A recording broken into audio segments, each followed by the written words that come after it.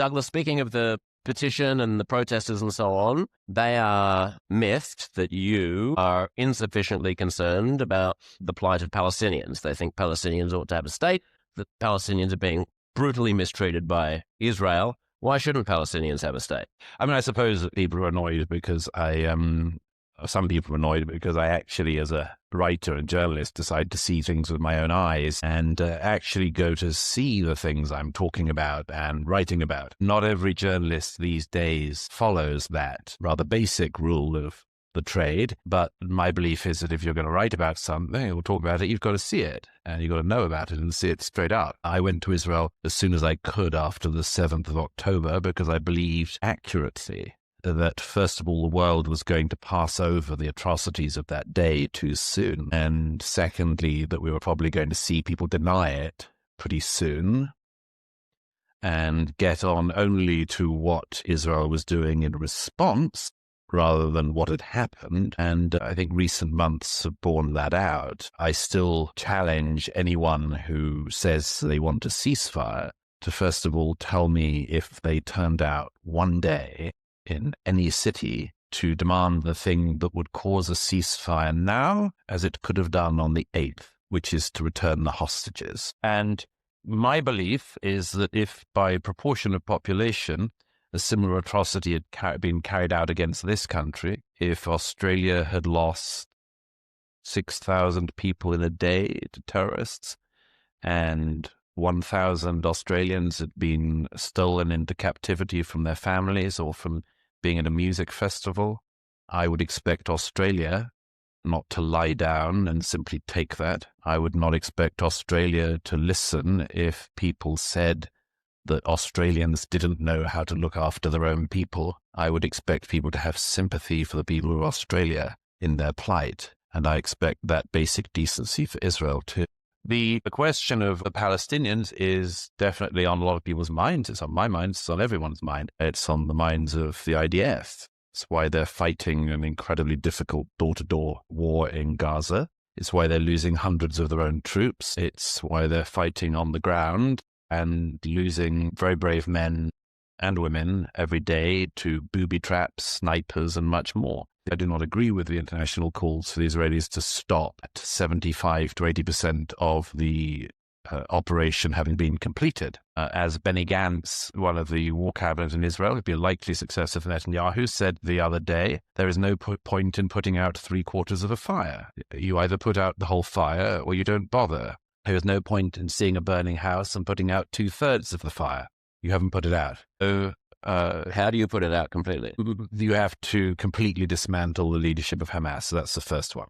You have to make sure that its leaders are not able to ever do this again.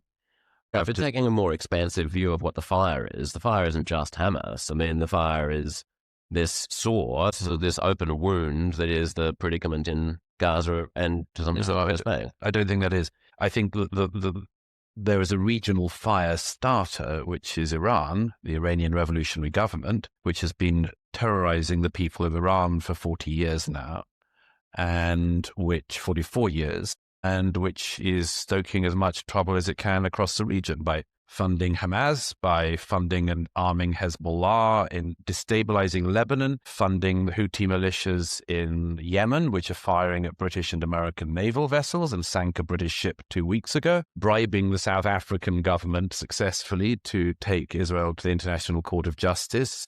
That's South Africa, where I was last week, where you'll be amazed to hear that although the ANC think that they're the arbiters of international justice, they literally cannot keep the lights on, which is, again, an unbelievable tragedy in that case for the people of South Africa, who deserve an enormous amount better than that. But that can all be true about Iran, and it can also be the case that Israel is making things worse. I mean, those two things aren't the same thing. Well, it could be making things worse. I would just say that anyone who has a better idea of how to stop October the 7th being done again and again, which is what the leadership of Hamas say they want to do, if anyone has a better idea of how to do it, I'm all ears. But I don't hear it. I just hear people saying ceasefire or we need peace.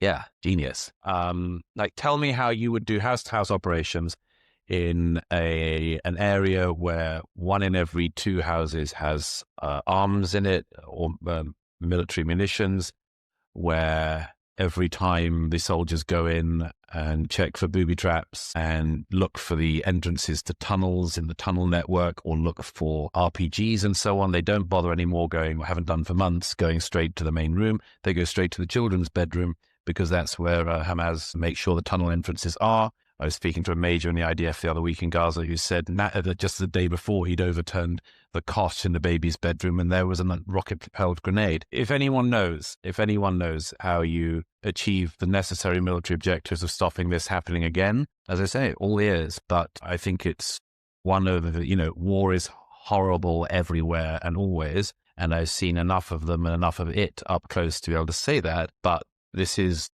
war. And if Hamas didn't want a war, they shouldn't have started one. There is no law of war or nature that allows you to go and murder and rape people and steal children from their homes. And then when you start to lose, moan about it. Well, you don't need to have sympathy for Hamas's moaning to have sympathy for the moaning of the tens of thousands of dead women and children in Gaza. Well, there aren't tens of thousands of dead women and children. The Hamas figures they give out are 30,000 dead, which is terrible, although that's about 3 months of average killing in Syria for the last decade, but which I, again, didn't see getting much attention in Sydney, London, or New York. Look, the current casualty rate, it's a horrible figure to say, the current casualty rate is reckoned to be roughly 1 Hamas terrorist for 1.5 civilians. That is, as the military historian Andrew Roberts said the other week, a better ratio than any other army has managed in recent decades, which means ever, because until the late 20th century, people didn't care about this, but the British and Americans in Iraq managed when clearing Fallujah and Mosul. When ISIS were cleared from Mosul, it was thought that there was 1 dead terrorist for every 4 innocent civilians. So on that scale, it's the IDF are doing better than any army has in recent decades, which means ever. But I suspect that the people who oppose Israel on this are not really concerned about those details, just as they're not concerned very much with which river they think that people are talking about and which sea they think it's going to. Well, there was a woman in New York the other week filmed saying from the mountain to the sea, and she couldn't quite explain which mountain either, so any mountain will do. There was a guy in London, actually, with a from the river to the sea thing, and a friend of mine, Constantine Kissin, he went up to him at this protest and he said, what does your sign say? And he was like, it says river sea. What does it mean? Oh, I don't really know. And Constantine said, well, where did you get it? And he went, a guy over there gave it to me. And I said to Constantine, yeah, it's a very normal thing to do of a weekend, is just like walk aimlessly around the streets and a stranger gives you a sign and you just go, yeah, that's Saturday's sorted. At least it wasn't the bloke out here giving him a turd in a jug. A Sydney welcome. But, okay, look, we can quibble all day about, the fact is there's a humanitarian catastrophe going on. There was a humanitarian catastrophe. Israel first. Yes, that happened some months ago, and right now it's taking place in Gaza. There is always going to be the opportunity to say that people who hate Israel are irredeemable anti-Semites and will never be swayed. There are 8 billion people in the world. There's a certain number of those people who are presumably winnable, and who, if the current campaign was being waged in a context in which the Israeli government seemed committed to an eventual resolution of the Palestinian issue, you would probably win over more Indias and potentially Saudi Arabias and potentially people on the street in countries like in Australia. It's possible. It's not inevitable. I think that the historian Deborah Horn got it right a few years ago. She read a book called Everyone Loves Dead Jews. Everyone's sympathetic when the Jews are suffering, never when they're winning. It's very easy to sort of say, as a lot of people do, I don't mind them having a right to exist, which in itself, I mean, Pakistan was founded the same year as Israel, has caused far more disturbance around the world and far more terrorism. But I mean, a maniac would say, I don't think that Pakistan has a right to exist, or it's contingent on something. By the way, the Pakistani government, I'm going to get back to, I'm not doing a what about, but the Pakistani government just is in the process of forcibly deporting 1 million people from its territory. 1 million people from Afghanistan who it is forcibly pushing out of Pakistan.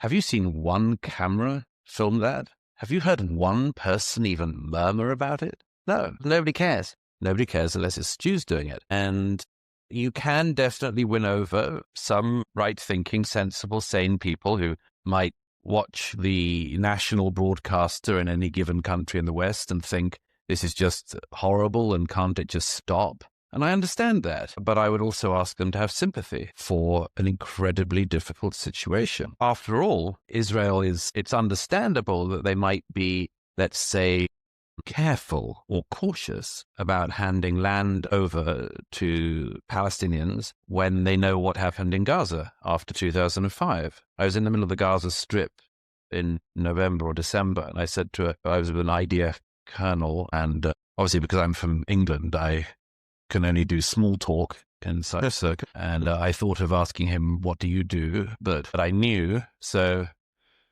I was almost stumped. I thought of asking, have you come far? But I also knew the answer to that. So I went with the old fallback of, do you come here often? And, but actually, I mean, it was a very chilling response. He said, I've been here before. I said, when were you last here? He said, 2005, when I was pulling the family friends from their homes.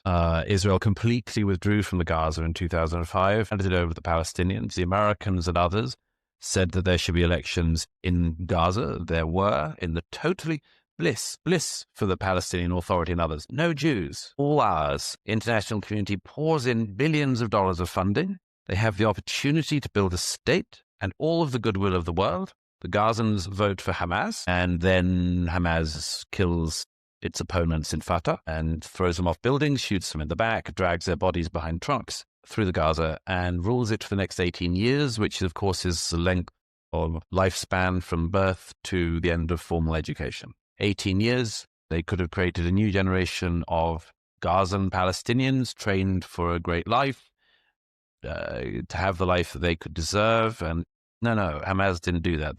They poured the billions of dollars of funding that was meant to build Singapore on the Mediterranean, and they plowed it into building tunnels underground. And they, in the case of Khalid Mashal and the others, they bought themselves luxury penthouses in Doha. That's where your money went. Excellent. That's where my taxpayer dollars went. Brilliant. And given that, why should Israel be pushed by the international community into trying the same experiment again? My challenge always when I'm elsewhere in the region is, why are the other countries in the region not interested? I have an Egyptian friend who was born in Gaza when it was Egyptian territory. Egypt, of course, has a border with Gaza, something that seems to keep amazing some journalists I speak to. And there's a reason why the border between Egypt and Israel is much, much tougher than the fence that now exists between Israel and Gaza. The Egyptians don't seem to want the Palestinians. Interesting, when we're forever told about the care that people are meant to feel for their brothers. Queen Rania of Jordan has had a very bad war. I always say she's probably my least favorite queen. And am I your favorite? Getting there. The Queen Rania of Jordan is always going around the airwaves doing Christian Amanpour and things, spitting venom against the Israelis. Nobody says to her, what did your father-in-law do to the Palestinians?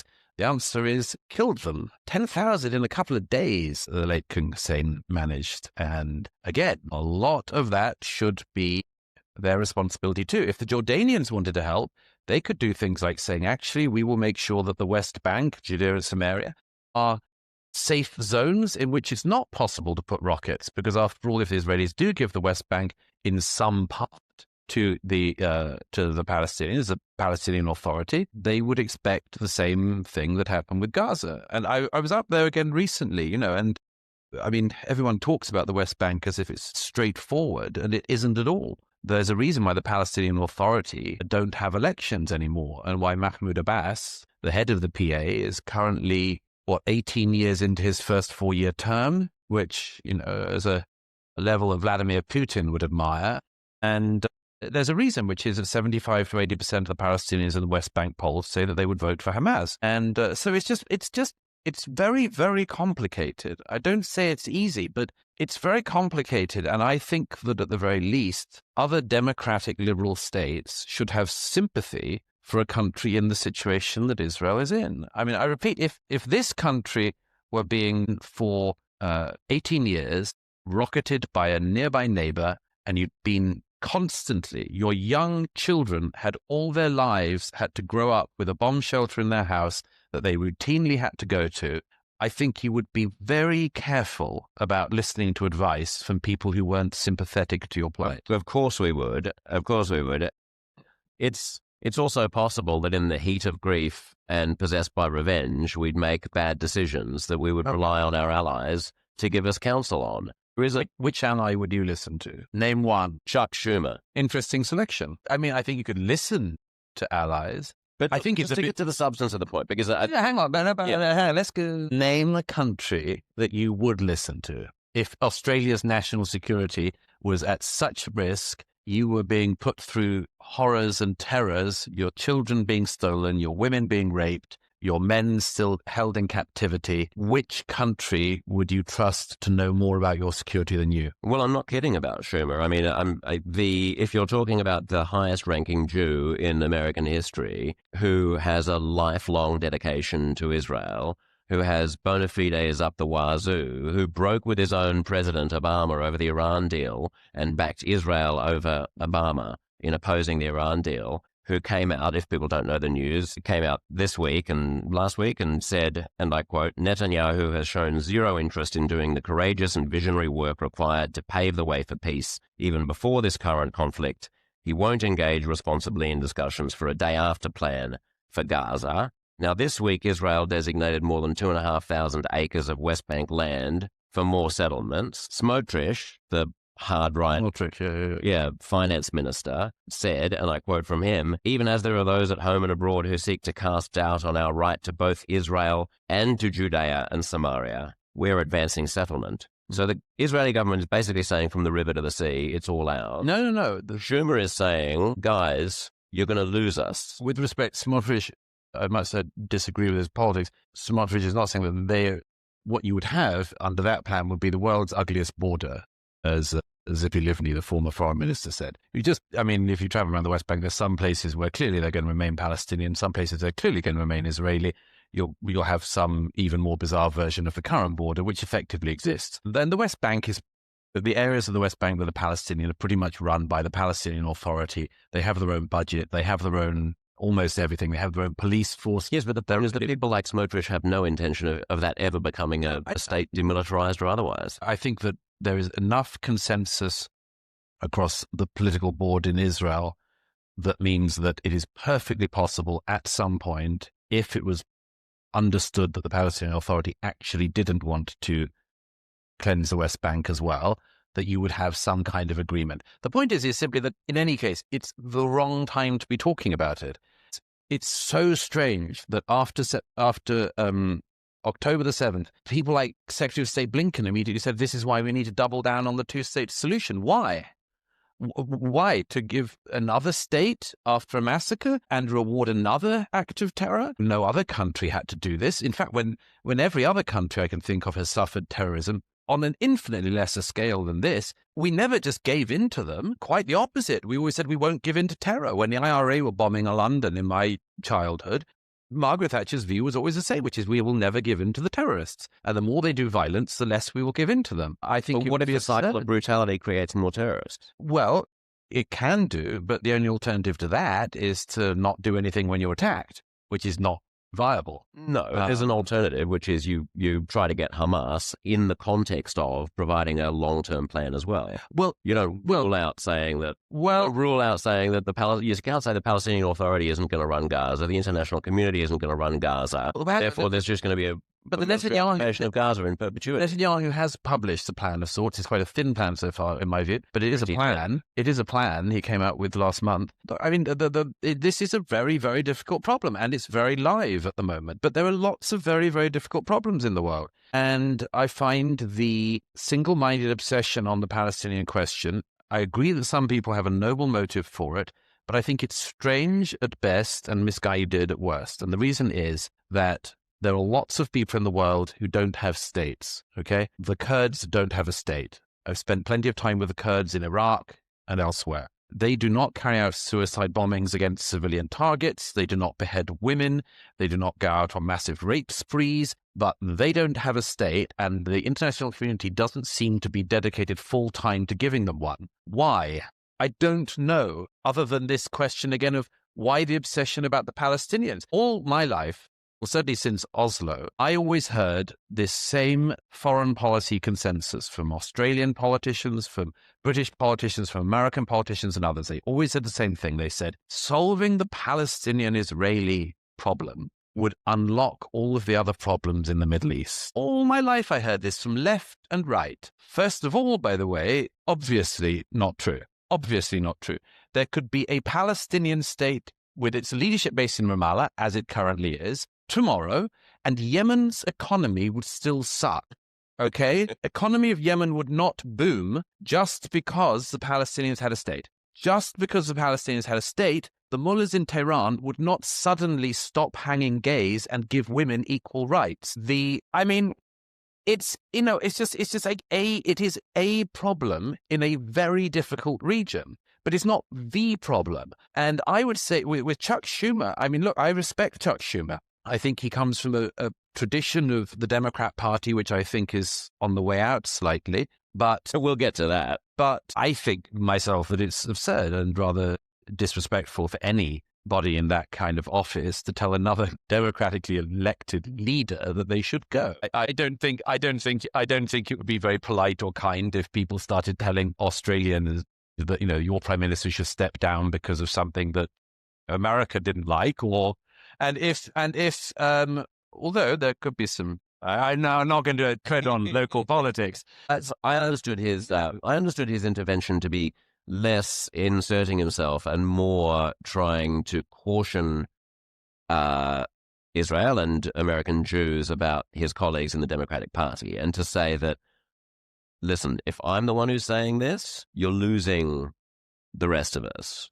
You're going to lose. Like, I mean, put it this simply, does Israel's long-term interests depend on addressing the Palestinian problem or fixing it or solving it? No, and actually one of the things that was shown in the Trump years was that if the Palestinian problem is in fact, for the time being, unsolvable, and there's just no straightforward path for the next few years, and you can minimize suffering and minimize casualties on all sides and just try to grow the economy in the West Bank and elsewhere, if that's the plan, that could work rather than leaning endlessly on the two-state thing. But the crucial thing about this is that across the region in the Abraham Accords, we saw there was another way. There was another way, which was that if Mahmoud Abbas and the PA were not going to change and Hamas weren't going to change, then the rest of the region could change. You could normalize relations, even with Saudi Arabia. Didn't October 7th prove that wasn't true? No, October the 7th proved that Hamas is a deadly terror cult that should be eradicated. One of the bits that I cannot bear that I get from a lot of media is this idea that,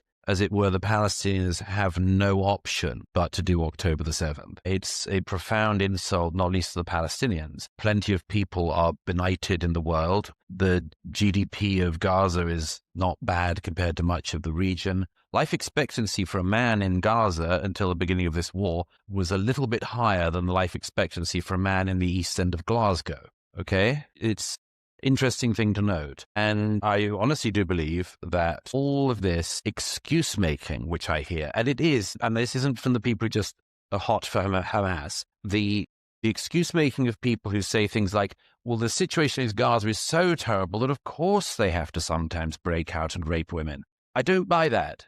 I don't buy it at all. There are plenty of people in much more beleaguered situations around the world who don't do that.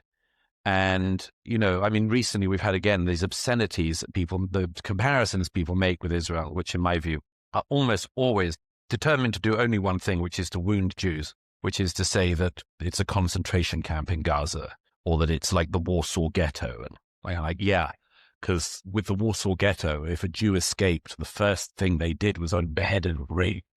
What? I mean, come on. I think that there's a lot of this is excuse making before. I mean, it's so hard for people in the West to understand the mindset of Hamas groups like them. We just had a reminder in Moscow this weekend of what they do.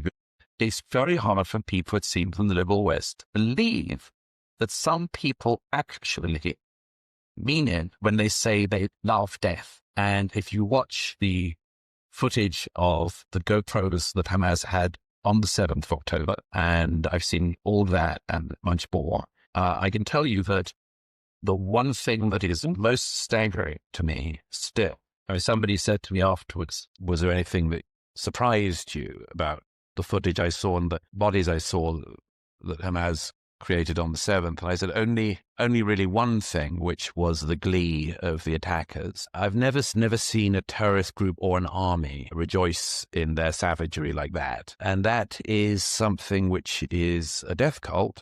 And it's just hard, I think, for people in the West to understand it. It's so far away from your understanding. It's like something from Mars for your average person in Sydney. I mean, you've had tastes of it. You did with the attack on your citizens in Bali, but people seem to forget. I feel like Israel and Gaza at the moment is more than just a story about the war for you. You don't go to Israel and live in a hotel room for the subsequent 5 months or whatever it's been just to cover that war. Is this a bigger narrative for you? Is this a microcosm of something we're all going through? Well, I think it is in some ways. I mean, I've sort of tried to warn about some of this for many years. Yeah, look, I mean, shortly after getting to Israel, I was at a reunion of the survivors of the Nova Festival and at the dance peace rave that was taking place on the morning. And one young man at this was showing me his footage from the day. And I was clearly very traumatized and took a long time to talk out his story. But at the end of this, he said to me, what would you do if this happened in your country? And I was like, well, I didn't say this to him, but I thought, well, it did happen in my country. There were 22 young girls blown up at an Ariana Grande concert in Manchester. It happened in Paris at the Bataclan Theatre, where in a theatre about this size, where the jihadists in Paris went and shot the people in the disabled section in the back of the head. It has happened. It's just that it hasn't happened to the same extent and the same ferocity as it has happened in Israel. But I do think that all free peoples, in which I of course include all free liberal-minded Muslims, anyone who wants to live in a free pluralistic society should be super aware of people who genuinely want to upend it or end it. And most people just aren't, in my experience, and find it exceedingly difficult to imagine. And as a result, we don't concede to the extent to which, for instance, we do repay and reward violence, and we do reward intimidation. And I think it's one of the ways in which free liberal democratic societies build up their own funeral pyres, which is if they are not aware that some people really do intend to end your way of life. Now, in Australia, of course, that is, again, like something on another planet. It's not totally on another planet in France these days. It's familiar, but to be pushed away.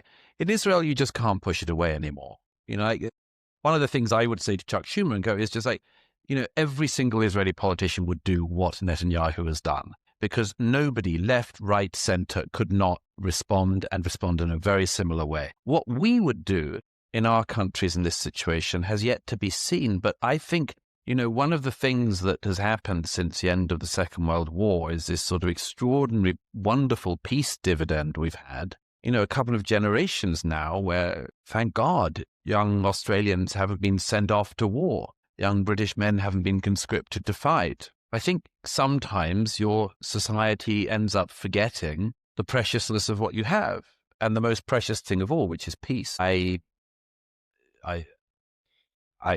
such an obvious thing to say, but I'll say it anyway. The single biggest thing in the world that you can have as a society is peace, and we take it for absolute granted in the West, and we shouldn't. Our forebears didn't. Our forebears couldn't.